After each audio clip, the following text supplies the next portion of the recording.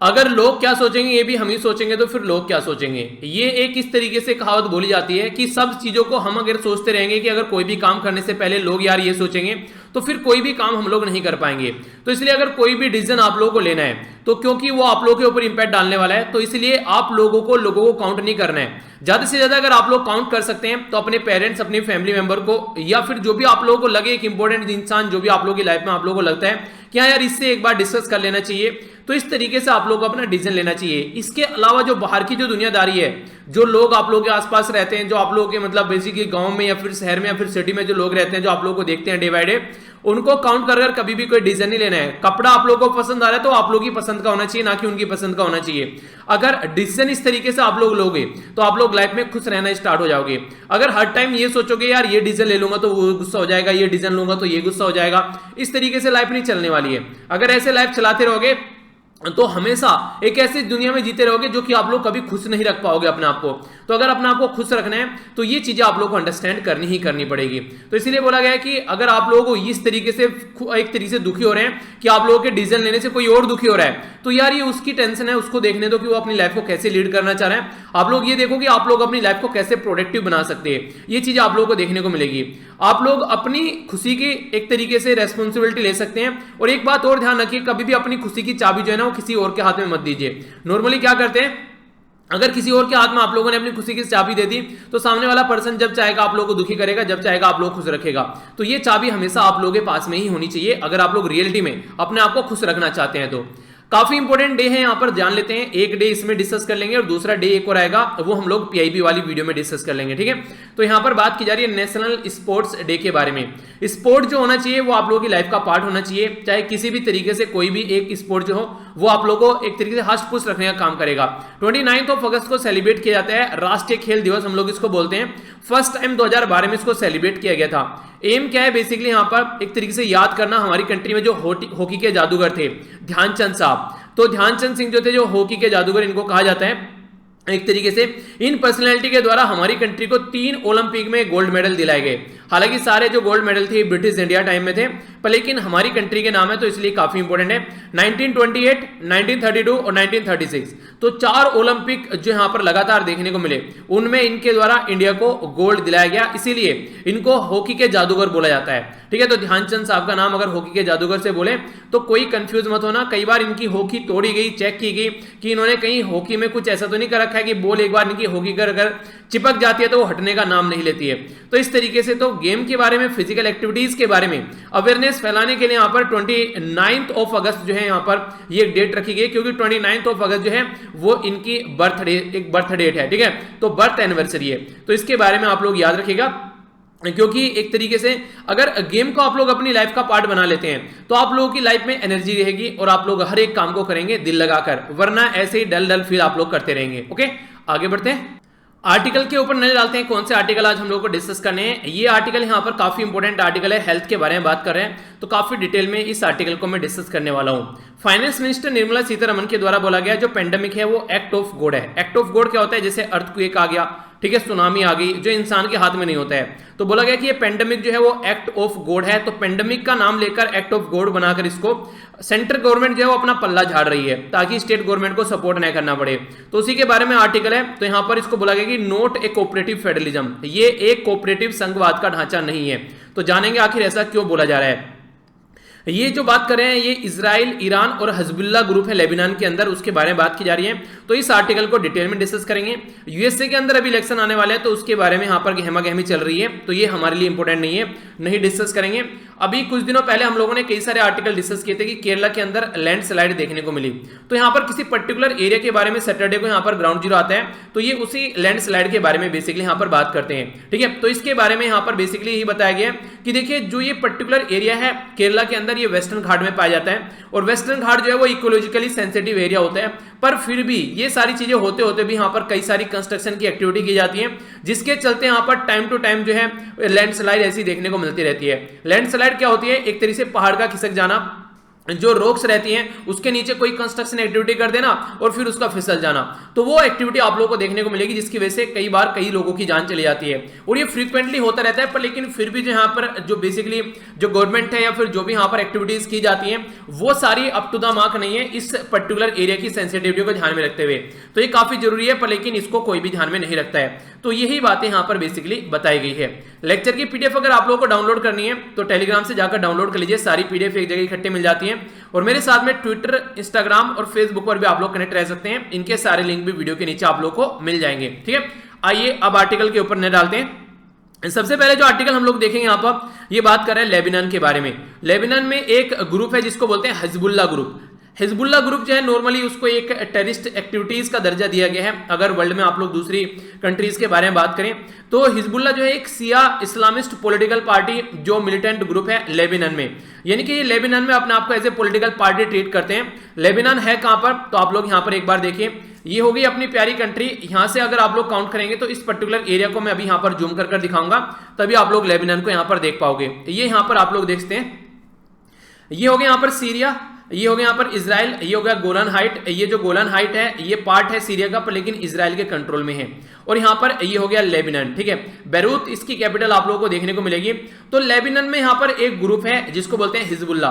Hezbollah जो group है ये यहाँ पर एक तरीके से टेररिस्ट ग्रुप माना जाता है नॉर्मली, और सीरिया में ये काफी बड़ा रोल प्ले करता है। जब सीरिया में आप लोग सिविल वॉर के बारे में बात करते हैं तो इसकी काफी ज्यादा सपोर्ट यहाँ पर सीरियन गवर्नमेंट को देखने को मिलती है।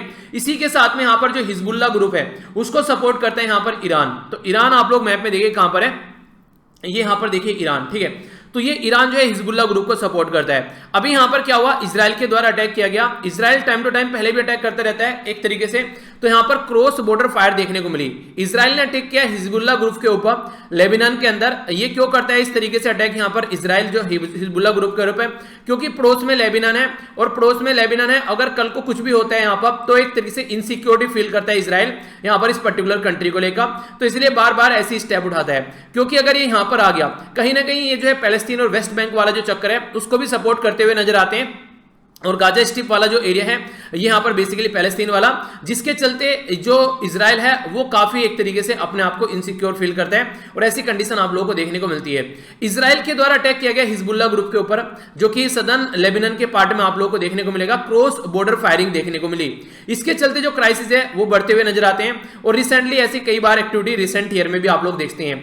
टेंशन स्टार्ट कहां से हुई, टेंशन स्टार्ट हुई जब ईरानियन जो वेपन्स हैं और जो सप्लायर हैं विद इन सीरिया, तो उसके चलते देखिए ईरान क्या होता है, वो यहां पर सीरिया के अंदर सपोर्ट करता है सीरियन गवर्नमेंट को कहीं ना कहीं एक तरीके से, जिसके चलते अगर वहां पर एक तरीके से ईरान की सपोर्ट की कोई भी एक्टिविटी वहां पर होती है तो इजराइल को दुख होने लगता है वहां पर। ठीक है, इजराइल और ईरान जो है मैक्सिमम वो एंटी रहते हैं एक दूसरे के, जब इनको यहां पर एक दूसरे के अलाई के सपोर्ट के बारे में बात करते हैं, जो इजराइल है उसके मन में फियर रहता है कि ईरान जो है वो सप्लाई करेगा हिजबुल्ला को वाया सीरिया। यानी कि सीरिया में अगर आप लोग जाएंगे, सीरिया में इजराइल भी है, सीरिया में ईरान भी है और सीरिया में हिजबुल्ला भी है। तो मेनली जो हिजबुल्ला है उसको अगर कुछ सप्लाई चाहिए, नॉर्मली तो वो सीरिया में यहां पर लड़ रहे हैं, लेकिन ऐसा भी तो हो सकता है कि सीरिया से यहां पर इसको एक तरीके से ईरान जो है यहां पर इसको सप्लाई कर दे और फिर वो वहां पर जाकर अपनी कंट्री में जाकर लड़े, उन वेपन का इस्तेमाल करके इजराइल के खिलाफ भी वहां पर एक्टिविटी देखने को मिले। तो इजराइल इसलिए डरता है कि सप्लाई जो है वहां पर उसको ईरान से मिलती रहती है। तो इसी के चलते जो सिया मिलिटेंट हैं वो यहां पर एक तरीके से जो फाइट करते हैं मिलकर यहां पर जो यहां पर सीरिया का जो एक तरीके से रिजीम है उसके साथ में, तो जो सुन्नी जिहादिस्ट हैं, सुन्नी कौन है, सुन्नी देखिए जो ईरान के बिल्कुल अपोजिट में रहते हैं, जैसे कि आप लोग बोल सकते हैं नॉर्मली एक तरीके से सऊदी अरेबिया का एक तरीके से सुन्नी एक मुस्लिम कंट्री उसको बोला जाता है। तो ये आपस में एक दूसरे के अपोज में रहते हैं। तो अगर किसी तरीके से यहाँ पर जो ईरान जो है स्ट्रॉन्ग हो गया तो यहाँ पर एक तरीके से आप लोगों को देखने को मिलेगा जो इजराइल की सिक्योरिटी है वो चैलेंज में पड़ जाएगी, खतरे में पड़ जाएगी नॉर्दर्न इजराइल में। यानी कि जो इजराइल का जो नॉर्थ वाला पोर्शन है जहां पर लेबनान है, अगर यहां पर हिजबुल्ला पावर में आ गया तो इजराइल की सिक्योरिटी यहां पर खतरे में पड़ जाएगी। ऐसी बातें यहां पर बोलकर जो इजराइल है वो इनसिक्योर रहता है। जुलाई में हिजबुल्ला के जो कमांडर है वो मारे गए जब इजराइल के द्वारा रेड की गई सीरिया के अंदर में। तो इस तरीके से भी अपना बदला लेने के लिए भी वो कई बार इसको लेकर अब यहां पर आतुर है। ट्यूसडे का जो अटैक किया गया इजराइल के द्वारा टारगेट किया गया, ऑब्जर्व पोस्ट की गई, तो इजराइल जो डिफेंस फोर्स है उनके द्वारा क्लेम किया गया कि हिजबुल्ला इंटेलिजेंस कलेक्शन कर रहे थे, यानी कि कुछ ना कुछ यहां पर उल्टी सीधी हरकतें करने के चक्कर में थे हिजबुल्ला, इसलिए हम लोगों ने उनके ऊपर अटैक किया है। तो जो ये रेड है टाइम टू टाइम इजराइल करता रहता है, एयर स्ट्राइक यहाँ पर कैंपेन कई बार गाजा स्ट्रिप पर भी इजराइल की एक्टिविटी चलती रहती है। ये लोकेशन कहां पर है, आप लोग यहाँ पर देखिए, ये हो गया इजराइल, ये हो गया वेस्ट बैंक जो कि यहाँ पर पोर्शन है पैलेस्टीन का, और ये हो गया गाजा स्ट्रिप। तो ये ऐसी एक्टिविटी जो है ये टाइम टू टाइम इजराइल करता रहता है अपने आप को सिक्योर फील कराने के लिए। अगर बात करें 2006 की, 2006 में इजराइल ने लेबनान को इन्वेड किया, यानी कि इसके ऊपर अटैक किया गया। हिजबुल्लाह जो मिलिट्री है एक तरीके से उसको हिजबुल्लाह को खत्म करने के लिए, डिस्ट्रॉय करने के लिए। पर लेकिन एक मंथ के बाद ही इजराइल को ये रियलाइज हो गया कि जैसे उसने अटैक किया लेबनान के ऊपर, यानी कि हिजबुल्लाह के ऊपर जो लेबनान के अंदर है, तो हिजबुल्लाह के द्वारा भी लगभग 100 से ज्यादा यहां पर शॉर्ट रेंज रॉकेट जो है वो फायर किए गए नॉर्दर्न इजराइल में। यानी कि जब से लेकर अगर बात करें दोनों साइड से जो कॉन्फ्लिक्ट हुआ, उसमें इजराइल को ये तो समझ में आ गया कि कहीं ना कहीं इजराइल जो है हिजबुल्लाह को ऐसे नहीं यहां पर हरा पाएगा, ठीक है। तो इसके चलते जब भी यहां पर ऐसी एक्टिविटी करती है, इजराइल के द्वारा बॉम्ब किया गया गाजा सेवरल टाइम 2005 से लेकर अगर बात करें, जब से यहां पर आज देख सकते हैं कि जब से यहां पर इजराइल है वो केयरफुल रहता है हिजबुल्लाह को लेकर, क्योंकि उसको पता है हिजबुल्लाह अगर यहां पर रहेगा तो इजराइल तब तक नहीं जीत पाएगा, और हिजबुल्लाह यहां पर हमेशा सपोर्ट पाता रहेगा ईरान से। तो इसलिए ईरान और इजराइल की भी कई बार बनती नहीं है, एक दूसरे के अपोजिट में खड़े हुए मिलते हैं। पास्ट 2 वार जो है यहां पर अभी हो चुकी है, जो कि इजी नहीं थी इजराइल के लिए। तो इजराइल की मिलिट्री भी यहां पर समझ चुकी है कि हिजबुल्लाह को इस तरीके से हराना आसान नहीं है, खासकर उसके बेस में जहां पर उसका गढ़ बन चुका है। तो दोनों साइड को बातें करनी चाहिए, सीज फायर जो वॉयलेशन है उसको रोकना चाहिए, आपस में बातें कर प्रॉब्लम का सोल्यूशन निकालें। तो ये एक तरीका हो सकता है, वरना ऐसे ही चीजें चलती रहेंगी और लोगों की जान जाती रहेगी। ये यहां पर सजेशन कर रहे हैं राइटर, ठीक है। तो ये हल्का सा आइडियाज के बारे में रखेगा। और हाँ, एक बात मैंने और बोली थी आप लोगों को, संडे तक आप लोग मैक्सिमम यहां पर अपने सजेशन दे दीजिए, जो भी आप लोगों को सजेशन देने हैं तीनों वीडियो से रिलेटेड, जो भी आप लोग चेंज कराना चाहते हैं। फिर मैं इसको 1 तारीख से इनको इंप्लीमेंट करके चलूंगा, ठीक है। उसमें टाइमिंग वाला इशू भी आप लोग लिख सकते हैं, वो भी एक बहुत बड़ा इशू है जो कि मुझे भी पता है। तो 1 तारीख से उसके बारे में हम लोग चीजें जो है वो पैटर्न में लेकर आएंगे। देखता हूं जो भी मैं चेंज करूंगा आप लोगों के सजेशन के हिसाब से वो कितने आप लोगों को पसंद आते हैं। और कोई ऐसा नहीं है कि वो फिक्स रहेंगे सजेशन, कोई ऐसा नहीं है वो फिक्स हो जाएंगी चीजें। अगर आप लोग फिर से चेंज चाहेंगे तो फिर से हम लोग उसमें चेंज कर लेंगे, ठीक है। तो ये फिलहाल अभी के लिए है, तो अपने सजेशन आप लोग जरूर दीजिएगा, ओके। आइए अब नेक्स्ट आर्टिकल की ओर चलते हैं। नेक्स्ट आर्टिकल जो है यहाँ पर ये बात कर रहे हैं, अभी रिसेंटली अगर हम लोग बात करें हमारा सेंसस प्रस्तुत किया जाना है। पहला जो सेंसस था इससे पहले ये 2011 में प्रस्तुत किया गया था। अब नेक्स्ट सेंसस जो है हमारी कंट्री में 2021 में प्रस्तुत किया जाएगा। तो ये जो सेंसस है, इनके जो जनगणना है हमारी कंट्री में, ये कहीं ना कहीं अगर ह्यूमन कैपिटल के बारे में बात करें, उनके पोटेंशियल के बारे में बात करें, तो उसके ऊपर फोकस देने की बात करते हैं। ह्यूमन कैपिटल क्या होता है? जब इंसान को आप लोग एजुकेशन और हेल्थ 2 चीजें अच्छे से प्रोवाइड करा देते हैं तो उसको आप लोग ह्यूमन कैपिटल बोल देते हैं। तो इंडिया जो है आज की डेट में अगर आप लोग बात करें, ये डेटा रिकॉर्ड करता है एक तरीके से, पर कैप्चर नहीं करता है ढंग से कई सारी बारीकियों को। यानी कि बिल्कुल ऐसे जैसे आप लोग पढ़ते थे पर लेकिन बारीकी से नहीं पढ़ते हैं। रीड बिटवीन द लाइन, एक लाइन आप लोगों ने सुनी होगी कि आप लोगों को रीड बिटवीन द लाइन करना है, इनके मीनिंग समझना है, लाइन के अंदर क्या बोलने की कोशिश कर रहा है, तो वो चीज आप लोगों को समझनी पड़ेगी। अभी हम लोग यहाँ पर डेटा के बारे में जो बात करेंगे वो मेनली वुमेन की प्रेगनेंसीज के बारे में बात की जा रही है। कई बार ऐसा देखने को मिलता है, कई सारी वुमेन जो है वो प्रेग्नेंट हो जाती हैं।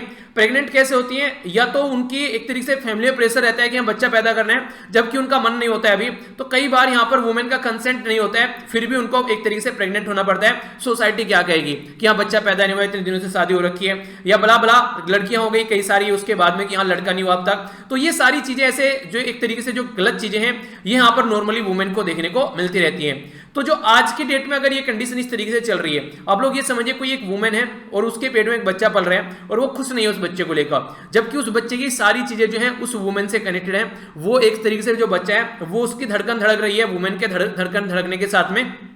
शायद आप लोगों को याद होगा, मैंने जो पीआईबी वाली वीडियो थी, मैंने उसमें एक पिक्चर शेयर की थी। पिक्चर क्या थी? वो बेसिकली हमारे घर पे एक भैंस थी, उसकी अभी रिसेंटली डेथ हो गई थी और उसके पेट में जो था वो 9 महीने का बच्चा था। तो जैसे ही वो भैंस थी उसकी जो जान गई, वो जान जाने के 5 से 7 मिनट बाद तक भी लगभग जो बच्चा था उसका दिल धड़क रहा था। मैंने जब हाथ रख के देखा उसके भैंस के पेट पर, तो बच्चे का दिल धड़क रहा था। तो आराम से वो बच्चे का जो धड़कन है वो एक तरीके से रुकनी स्टार्ट हो गई और 6 से 7 मिनट के अंदर अंदर जो है वो बच्चे की भी जान चली गई। तो देखो इस तरीके से कनेक्ट रहते हैं जो पेट में बच्चे रहते हैं वो अपनी माँ के साथ में।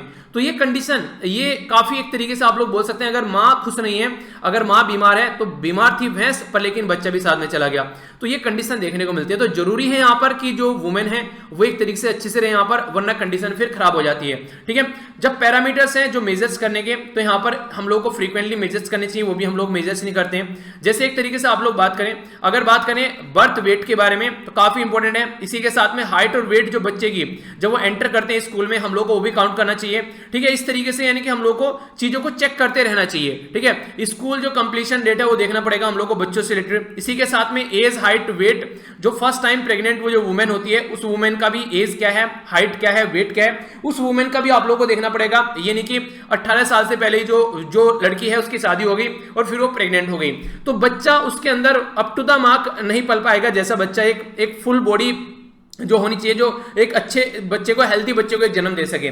तो नंबर ऑफ वुमेन है इसकी वजह से काफी प्रॉब्लम फेस करती है। इसी के साथ में number of women in formal जो वर्कफोर्स हैं उनको एक तरीके से कई बार अर्निंग के बारे में बात करें तो उनको जो मेल के कंपेयर में कम अर्निंग उनको मिलती है, तो वो चीजें हम लोग को चेक करनी चाहिए।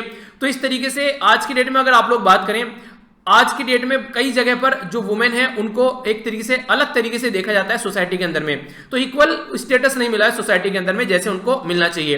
अंडर एज मैरिज जो है वो सबसे बड़ी प्रॉब्लम यहां पर देखने को मिलती है, जिसके वजह से बहुत सारी जो महिलाएं हैं उनकी जान तक चली जाती है। तो इनके बारे में डेटा इकट्ठा करना प्रॉपर वे में ये काफी ज्यादा जरूरी है।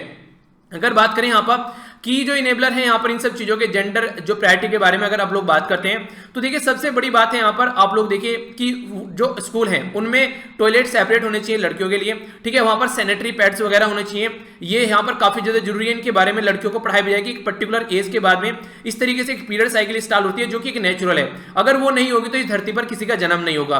पर लेकिन उसको गलत तरीके से ट्रीट किया जाता है कि हाँ ये चीजें हो रही हैं, उसको गलत तरीके से देखा जाता है, जैसे पैडमैन मूवी आप लोगों ने देखी होगी।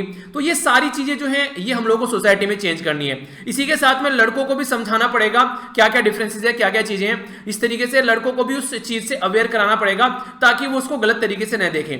आज के डेट में अगर आप लोग देखें दुकान पर जाकर अगर नॉर्मली अगर पैड के बारे में बात करें तो कोई बात नहीं करता है, इस तरीके से छुप छुपाकर उसको एक तरीके से कपड़े वगैरह में या फिर एक पेपर में लपेट कर उसको दिया जाता है ताकि इसके बारे में पता चल जाए। यही चीजें आप लोग हर जगह देखने को मिलती है। तो ये सारी चीजें कई ऐसे डेटा निकल कर आए जिसकी वजह से जो ये सारी उल्टी सीधी हरकतें इनकी वजह से कई सारी महिलाओं की जान जाती है। तो क्या जान से भी ऊपर हो गई ये चीजें, तो ये चीजें हम लोग को सोसाइटी में समझानी पड़ेगी। इसी के साथ में अगर बात करें एवरी प्रेगनेंसी के बारे में तो वो डिजायर और हैप्पी प्रेगनेंसी होनी चाहिए। अगर यहाँ पर जो बेसिकली जो बेबी को पेट में लिए हुए जो औरत या फिर जो लड़की, आप लोग ये समझिए अगर खुश नहीं है तो कैसे काम चल पाएगा।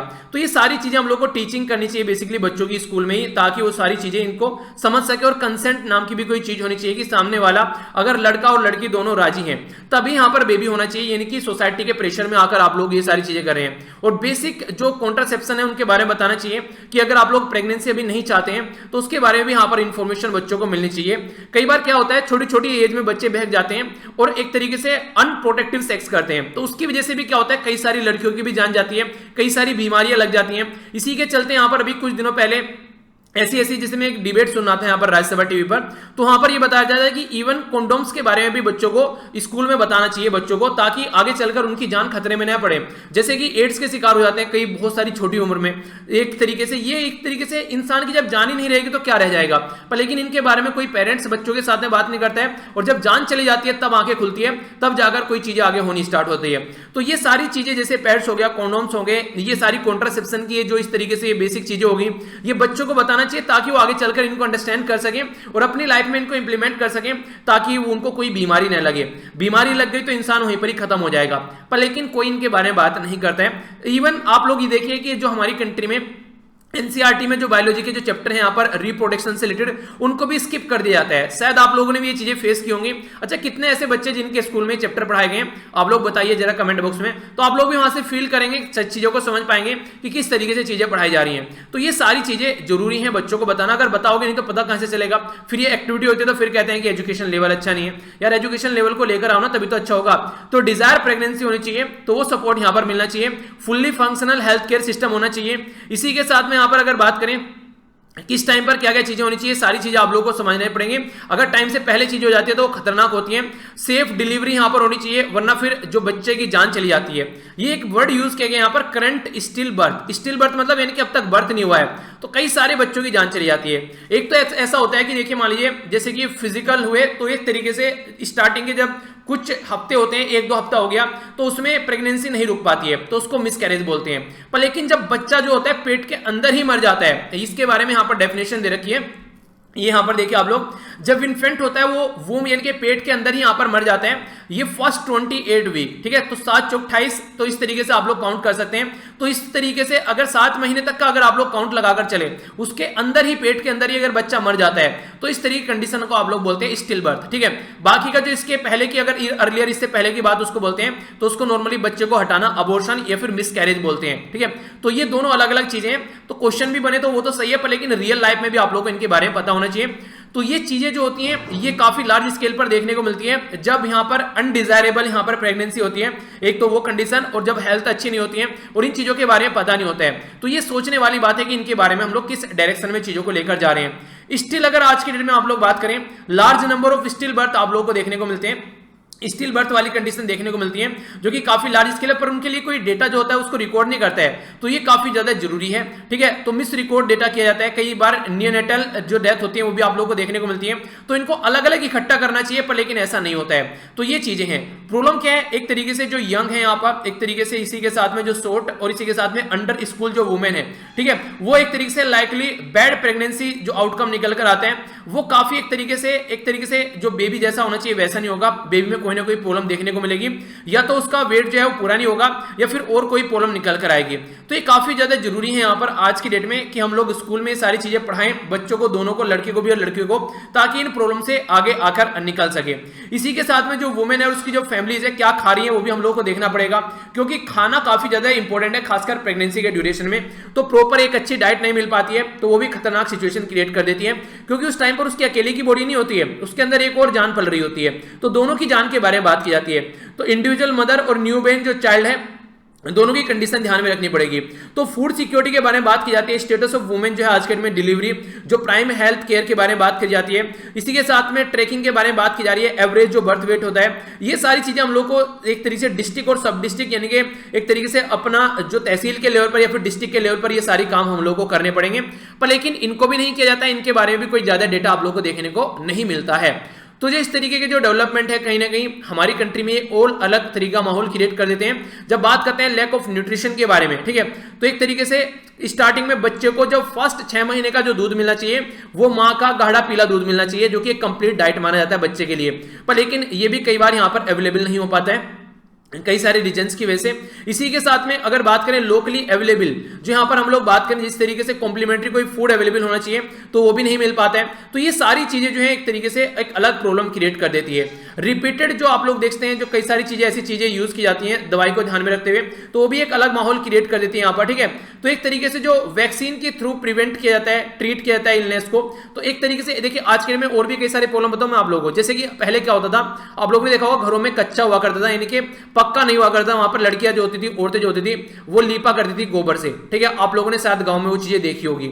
इसी के साथ में घर में पहले नल हुआ करते थे, तो नल चलाए जाते थे नॉर्मली। आज के दिन में मैक्सिमम घर में बिजली से चलने वाले एक तरीके से इक्विपमेंट हो गए, वो प्रॉब्लम देखने को मिलेगी। नेक्स्ट यहां पर अगर बात करें आज की डेट में, जैसे अगर बैठ के पोछा लगाया जाए तो एक अलग बात है, कई बार वाइपर को यूज करके पोछा लगा दिया जाता है, तो उससे एक तरीके से कई सारी ऐसी एक्टिविटी थी, चक्की चलाई जाती थी पहले, ठीक है, चक्कियां नहीं चलाई जाती थी, आटा पीसने के लिए हाथों से जो चक्की होती थी, वो सारी चीजें। तो ये सारी चीजें ऐसी होती थी पहले, अगर कोई वुमेन है तो उसको शायद ही डॉक्टर की जरूरत पड़ती थी, घर पर ही दाई जो होती थी वो बच्चे को जन्म दिला देती थी। उस टाइम पर हेल्थ ऐसी थी।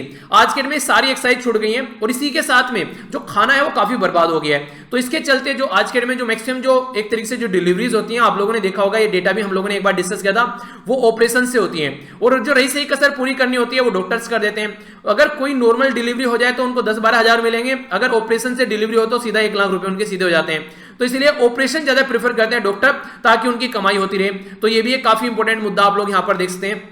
तो ये सारी सिचुएशन जो है एक अलग माहौल क्रिएट कर रही है, ठीक है। तो यहाँ पर ये सारी चीजें हम लोग को अंडरस्टैंड करनी पड़ेगी। और इसी के साथ में जब बच्चा पैदा हो जाता है तो उसके ऊपर ज्यादा ध्यान नहीं दिया जाता है। बोला जा रहा है कि यहाँ पर देखिए एक तरीके से जब बच्चा ग्रो कर रहा होता है, स्कूल में जा रहा होता है, तो उस टाइम पे हम लोग को समझना पड़ेगा उसका हाइट और वेट का प्रपोर्शन आज क्या है, 5 साल बाद क्या होने वाला है, वो समझना पड़ेगा। बर्थ वेट जो है वो किस तरीके से चल रहा है। देखिए ये चीजें समझने के लिए आप लोग यहाँ पर ये समझिए, कई तरीके की प्रॉब्लम देखने को मिलती है। नॉर्मल क्या होता है, जब यहाँ पर एज के हिसाब से उसकी हाइट और वेट दोनों एक तरीके से बैलेंस में चल रहे हैं। अगर वेस्टेड है तो लो वेट रह गया हाइट के हिसाब से, हाइट ज्यादा हो गई है, वेट कम रह गया। स्टंटेड हो जाते हैं, लो हाइट रह गई है एज के हिसाब से, यानी कि जितनी एज होनी थी उसके हिसाब से हाइट जो है काफी कम रह गई है। अंडरवेट का क्या मतलब है, लो वेट रह गया एज के हिसाब से, यानी कि एज तो बढ़ रही है पर लेकिन वेट काफी कम रह गया, तो इसको आप लोग अंडरवेट बोल देते हैं। तो ये कई सारी प्रॉब्लम बच्चों में देखने को मिलती है जिनको सही करने की काफी ज्यादा जरूरत है यहाँ पर। इसी के साथ में अगर बर्थ वेट के बारे में बात करें, हाइट के हिसाब से सारी चीजें मैंने आप लोगों को बताई, तो काफी इंपॉर्टेंट है। स्कूलिंग में अगर सोशियो इकोनॉमिक और जेंडर जो एक तरह से प्रायोरिटी के बारे में आप लोग बात करें तो ये काफी इंपॉर्टेंट है, ताकि एक तरीके से ध्यान में रखा जा सके, खासकर रूरल वाले एरिया में जहां पर पेरेंट्स की इनकम है वो ज्यादा अच्छी नहीं होती है, वहां पर ये काफी ज्यादा प्रॉब्लम देखने को मिलती है। ठीक है, तो ये सारी चीजें काफी ज्यादा जरूरी है। कॉन्सिक्वेंसेज क्या होते हैं, वरना आप लोगों को देखने को मिलेगा ये यहाँ पर मैटरनल मोर्टेलिटी जो रेशियो है, यानी कि 1 लाख जो वुमेन है जब बच्चों को जन्म देती है उनकी जान चली जाती है, तो 1 लाख बच्चों को जन्म देने पर कितनी वुमेन की डेथ हो जाती है, तो वो कंडीशन आप लोग यहाँ पर देखने को मिलती है। तो ये भी काफी ज्यादा है हमारी कंट्री के अंदर में, अगर दूसरी कंट्री के बारे में बात करें। इसी के साथ में सोल्यूशन क्या है यहाँ पर, सोल्यूशन इसका यही है सीधे एक तो मैरिज में थोड़ा डिले होना चाहिए, जल्दी शादी नहीं होनी चाहिए। इसी के साथ में इंपावर करना चाहिए वुमेन को, ताकि वो खुद से चॉइस कर सके कि उसको प्रेगनेंसी अभी रखनी है या फिर नहीं रखनी है, वरना सारी चीजें दूसरों के हिसाब से अगर चलती रहेगी तो फिर ये प्रॉब्लम आप लोगों को देखने को मिलेगी। ठीक है, इसी के साथ में यहाँ पर जो महिला के अंदर जो खून की कमी काफी ज्यादा देखने को मिलती है, क्योंकि बहुत सारा जो पर मंथ जो उनकी जो पेरियड साइकिल होती है बहुत सारा ब्लड उसमें निकलता है, तो इसकी वजह से काफी बड़ी प्रॉब्लम निकल कर आती है, तो वहां पर भी उनकी हेल्थ के बारे में ध्यान देने की काफी ज्यादा जरूरत है। नेक्स्ट यहाँ पर बात करें, प्रोटीन रिच जो मिड डे मील होता है उसको भी यहाँ पर फोकस देकर चलना चाहिए। जब बच्चों के बारे में बात करें तो बच्चों के बारे में आप लोग देखते हैं तो बच्चा और बच्चा दोनों का ध्यान रखना होता है। डीवॉर्मिंग के बारे में बात की जा रही है, बचपन में बच्चों के पेट में कीड़े हो जाते हैं, कई बार आप लोगों ने सुना होगा, तो उसके ऊपर फोकस दिया जाना चाहिए। स्कूल में toilet, sanitary pad, bicycle for girls को उसको रिकमेंड करना चाहिए, अच्छा रहता है हेल्थ के लिए। इसी के साथ में रेमेडियल ट्रेनिंग भी यहां पर मिलनी चाहिए, फीडबैक मिलना चाहिए टीचर से क्या क्या चीजें चल रही हैं, तो ये सारी चीजें अगर साथ में चलेंगी तो एक अच्छा माहौल बन पाएगा, बेटर एक तरीके से कैपेबिलिटी और इन्वायरमेंट बन पाएगा, तभी इन चीजों से हम लोग बाहर निकल पाएंगे। इसी के साथ में सोसाइटी को भी यहां पर अंडरस्टैंड करना चाहिए। कई बार स्टिग्मा रहते हैं यहाँ पर बच्चों के बारे में कि अब तक देखिए कई बार देखा होगा कि लड़की की शादी नहीं की, अब तक 21 साल की हो गई है, शादी कर दो यार अब तो ये चीजें काफी ज्यादा रहती है, प्रेशर आने लगता है बाहर से, ये मतलब बच्चा तैयार नहीं है, माँ बाप तैयार नहीं है, प्रेशर में आगे शादी कर देते हैं कई बार। ये कई सारे बच्चे अभी एक लड़की के द्वारा मेल किया गया, ये तो कई सारे बच्चे ऐसे इस तरह की एक्टिविटी आप लोगों को देखने को मिलेगी कि सर घर में ऐसी ऐसी कंडीशन बन रही है, तो उनको पढ़कर कई बार रोना भी आता है कि मतलब क्या चल रहा है यार सोसाइटी में, बिल्कुल एक अलग ही तरह का माहौल बना हुआ है, ना उससे पूछ रहे जिसको शादी करनी है, ना उससे पूछ रहे जिनको शादी करनी है, बस सोसाइटी के प्रेशर में आगे डिसीजन लिए जा रहे हैं। तो ये लाइफ को बर्बाद करने वाले डिसीजन होते हैं, पूरी लाइफ झेलना पड़ता है इसको, अगर जरा सी देर उसको रजिस्ट कर लोगे तो लाइफ सुधर जाएगी। तो ये काफी बड़ी प्रॉब्लम यहाँ पर देखने को मिल रही है सोसाइटी के अंदर, सोसाइटी को देखकर चीजें चलती हैं आज के डेट में, ना कि अपने हिसाब से चीजें चलती हैं। तो वही जो कोटेशन मैंने अभी आप लोगों को बताया ना स्टार्टिंग में, वो यहाँ पर इंप्लीमेंट होती है पूरे तरीके से। और कई बार ये माहौल इतना खराब कर देते हैं कि इवन इंसान जो है जो खुद कुछ सोचना करना चाहता है वो भी कुछ सोच और कर नहीं पाता है, इन सब चीजों की वजह से वो खुद भी अपने आप को डिमोटिवेट फील करने लगता है और अंदर से टूटने लगता है, खुद भी अच्छा फील नहीं करता है। तो ये सारी चीजें हम लोग को समझनी पड़ेगी, एक वेलबींग के बारे में फोकस देना पड़ेगा ताकि बीमारियों वगैरह को रोका जा सके। और अगर कोई इंसान हष्टपुष्ट है इसका मतलब ये नहीं कि बस वो अच्छा दिख रहा है, फिजिकली भी, मेंटली, जो कि इनको नॉर्मली कोई काउंट नहीं करता है, और सोशली सोसाइटी के पॉइंट ऑफ व्यू से भी जो उसको बीमारी देखने को मिलती है, वो सारी चीजें आप लोगों को मिटानी पड़ेगी। यानी कि अगर कोई देखने में हेल्थी दिख रहा है इसका मतलब ये नहीं कि वो हेल्दी है, आप लोगों को और भी चीजें समझनी पड़ेगी कि हर लेवल पे वो हेल्दी होना चाहिए, तभी जाकर उस पर्सन को आप लोग हेल्दी की कैटेगरी में रखोगे। वरना आप लोग बोल दोगे हेल्दी है, पता चला वो मेंटली डिप्रेशन में चल रहा है इंसान। तो ये चीजें आप लोगों को समझनी पड़ेगी कि हेल्दी जो होना चाहिए वो हर एक लेवल पर हेल्दी होना चाहिए, ना कि मेंटल लेवल पर बस हेल्दी लेवल वो एक तरह से बाहर से हष्टपुष्ट दिख रहा है तो वो हेल्दी है। तो ये चीजें बहुत ज्यादा इंपॉर्टेंट है यहाँ पर। कई बार आप लोगों ने देखा होगा कि कम ज्ञान जो होता है वो खतरनाक होता है, एज कंपेयर टू ज्ञान ना हो वो ज्यादा बेटर है। तो ये भी चीजें देखने को मिलती है, तो वो और ज्यादा कई सारी प्रॉब्लम को यहाँ पर एक तरीके से बुलावा देने लगता है। तो ये सारी सिचुएशन आज के डेट में जो सोसाइटी में देखने को मिल रही है, ये सारी हम लोग को अंडरस्टैंड करनी पड़ेगी, तभी जाकर प्रॉब्लम के सोल्यूशन हम लोग निकाल पाएंगे। तो यही समझाने की यहाँ पर कोशिश की जा रही है इस पर्टिकुलर आर्टिकल के अंदर। आप लोग कितने सहमत हैं इन चीजों से जो भी मैंने आप लोगों को यहाँ पर बताई है, और आप लोग इनको कैसे देखते हैं? तो आप लोग भी अपना एक्सपीरियंस जो है यहाँ पर बता सकते हैं कि हाँ ये चीजें ये नहीं है। बाकी आप लोगों ने आसपास ये चीजें जरूर फील की होगी जो मैंने आप लोगों को अभी बताई है। तो देखिए, जब भी आप लोग एग्जाम की तैयारी करते हैं तो इसका मतलब ये नहीं है कि एग्जाम की तैयारी बस ऐसे ही करनी है जो किताबों में पढ़ा है। अगर आप लोग प्रैक्टिकल चीजें ध्यान में रखोगे, आप लोगों के आसपास क्या चल रहा है वो सारी चीजें आप लोगों के दिमाग में चलेंगी, तो ही आप लोग सिचुएशन को अच्छे से हैंडल कर पाओगे। तो सारी चीजें आप लोगों को अपने दिमाग में रखनी है, ताकि आप लोग अगर इंटरव्यू में आप लोगों से चीजें पूछी जाए तो आप लोग उससे ढंग से टैकल करके चल सको। तो इंटरव्यू आप लोगों को यहीं से ही निकल कर आता है, ठीक है। तो इसलिए ये सारी चीजें आप लोगों के माइंड में बिल्कुल क्लियर होनी चाहिए। ओके, आगे बढ़ते हैं। नेक्स्ट जो आर्टिकल है यहाँ पर ये जीएसटी के बारे में बात कर रहे हैं। आज के डेट में हमारी कंट्री में 28 स्टेट हैं और 8 यूनियन टेरिटरी हैं, ठीक है। तो ये जो स्टेट है यूनियन टेरिटरी हैं, सेंटर के साथ में मिलकर बात करते हैं। तो सेंटर के साथ में जब मिलकर काम करते हैं तो एक टैक्स है हमारी कंट्री में जिसको बोलते हैं जीएसटी, इसको बोलते हैं गुड्स और सर्विस टैक्स। गुड्स और सर्विस टैक्स हमारी कंट्री में जब इंप्लीमेंट किया गया तो ये इंप्लीमेंट किया गया था, सारे इनडायरेक्ट जो टैक्स थे उनको एक जगह इकट्ठा करके एक टैक्स हमारी कंट्री में बनाया गया जिसको अब लोगों ने जीएसटी बोला, गुड्स एंड सर्विस। यानी कि जो भी सामान है अगर वो बेचे जाने, सर्विसेज यानी कि जैसे डॉक्टर है, टीचर है या फिर लॉयर है, कोई भी ऐसी सर्विस जो प्रोवाइड कराते हैं, बार्बर हो गया, ठीक है, तो ये सारी सर्विस में आते हैं। तो इनके ऊपर इनडायरेक्ट तरीके से यहाँ पर टैक्स की बात की गई। तो सारा टैक्स इकट्ठा कर एक जगह लाया गया जिसको हम लोगों ने जीएसटी बोला। जीएसटी जब कंट्री में लाया गया, कई सारे राज्य के द्वारा प्रोटेस्ट किया गया, बोला गया कि हमारा जो रिवेन्यू है वो घट जाएगा, हमारा revenue up to the mark नहीं रहने वाला है, तो हमको इससे नुकसान होने वाला है। सेंट्रल गवर्नमेंट के द्वारा ये बोला गया कि अगर कुछ भी ऐसी कंडीशन हुई, कोई आप लोगों को लगा कि आपके लोगों के रिवेन्यू का लॉस होने वाला है, तो हम कहां जाएंगे, हम आपका जो भी लॉस होगा हम लोग उसकी भरपाई करेंगे। तो ये इस दावे के साथ में, इस मुद्दे के साथ में जीएसटी को हमारी कंट्री में इंप्लीमेंट किया गया। पर लेकिन अभी प्रॉब्लम क्या देखने को मिल रही है, अभी क्या पहले से एक तो प्रॉब्लम ये आ रही है कि जीएसटी का जितना कलेक्शन होना चाहिए था उतना कलेक्शन देखने को नहीं मिल रहा है। दूसरी बात, जब से कोविड-19 अभी देखने को मिल रहा है तो उसने जो खस्ता हालत और ज्यादा कर दी है, जिसके चलते एक नई प्रॉब्लम निकल कर आई है। तो अभी कोविड-19 के चलते जो राज्य के, एक तरीके से राज्य के पास में पैसा नहीं है, उसकी हालत खस्ता हो चुकी है क्योंकि अर्निंग का कोई साधन ज्यादा बच नहीं रहा है। इसी के साथ में सेंट्रल गवर्नमेंट के पास में भी पैसा नहीं है, तो दोनों ने अपने हाथ खड़े कर दिए हैं। हालांकि सेंट्रल गवर्नमेंट की एक तरीके से एक मोरल रेस्पॉन्सिबिलिटी ये बनती है कि सेंट्रल गवर्नमेंट ने बोला था जीएसटी के चलते अगर जीएसटी नहीं आता तो स्टेट गवर्नमेंट अपने हिसाब से अपना काम करते, पर लेकिन अब जीएसटी आ चुका है तो सारा जो पावर है टैक्स से रिलेटेड वो सेंट्रल गवर्नमेंट के हाथ में कहीं ना कहीं पहुंच गया है मैक्सिमम, अगर आप लोग बात करें। अब यहां पर जब स्टेट जो है अगर वो पैसा मांग रहा है सेंट्रल गवर्नमेंट से, तो सेंट्रल गवर्नमेंट क्या कर रही है, इकोनॉमी जो है वो बर्बाद हो चुकी है। और यहां पर सेंट्रल गवर्नमेंट ये बोल रही है कि ये जो हरकतें यहां पर चल रही हैं ये एक्ट ऑफ गॉड है। एक्ट ऑफ गॉड मतलब जो कोरोना वायरस अभी देखने को मिल रहा है ये एक्ट ऑफ गॉड है, और इसकी वजह से यहां पर हमारी कंट्री की इकोनॉमी बर्बाद हो गई है और हम लोग यहां पर स्टेट को कोई भी हेल्प प्रोवाइड नहीं करा पाएंगे।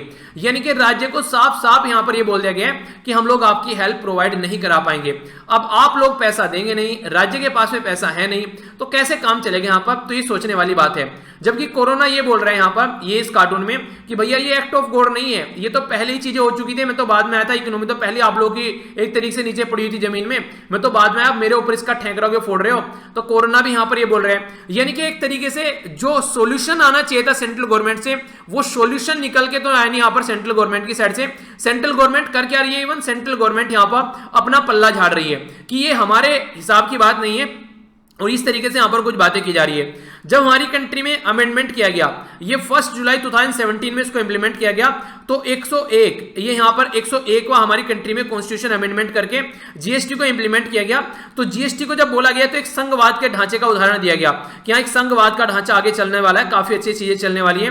पर लेकिन जो भी प्रॉब्लम यहां पर स्टेट को देखने को मिलने वाली थी, उन प्रॉब्लम का सोल्यूशन निकालने के जो दावे किए गए थे उस टाइम पर, वो सारे दावे अभी यहां पर झूठे निकल रहे हैं। तो राज्य के पास में अब यहां पर कहां से पैसा निकल कर आएगा, तो ये सोचने वाली बात है। अगर सेंटर यहां पर राज्यों को सपोर्ट नहीं करेगा, तो इसी को मुद्दे को ध्यान में रखते हुए यहां पर जब सारे राज्य बोले कि हमको हेल्प प्रोवाइड कराओ, तो निर्मला सीतारमण जो कि हमारी कंट्री की फाइनेंस मिनिस्टर हैं, इन्होंने बोला कि कोविड-19 जो है वो एक्ट ऑफ गॉड है, इसके चलते हम लोग आपकी हेल्प नहीं कर पाएंगे, हम इस तरीके से रेस्पॉन्सिबल नहीं है। तो अब यहां पर पहले तो आप लोग ये बताइए, क्या कोरोना वायरस जो है वो एक्ट ऑफ गॉड है? एक्ट ऑफ गॉड क्या होता है? एक तरीके से भूकंप आ गया, ठीक है, सुनामी आ गई, जो इंसान के हाथ में नहीं होता है। कोरोना वायरस तो इंसानों के द्वारा फैलाई गई बीमारी है, ये थोड़ी ना एक्ट ऑफ गॉड है। तो इसको एक्ट ऑफ गॉड बोलकर अपना पल्ला झाड़ लेना, ये कितने हद तक सही है, इसके बारे में आप लोग अपनी राय नीचे कमेंट बॉक्स में दे सकते हैं। यही कार्टून जो था जब मैंने ट्विटर पर शेयर किया तो कई सारी आप लोगों की रिएक्शन आई। तो देखिए यहाँ पर बेसिकली ये मतलब नहीं होता कि गवर्नमेंट को क्रिटिसाइज किया जा रहा है, एक पर्टिकुलर मुद्दे के ऊपर आप लोग अपनी राय यहाँ पर रख सकते हैं, ठीक है।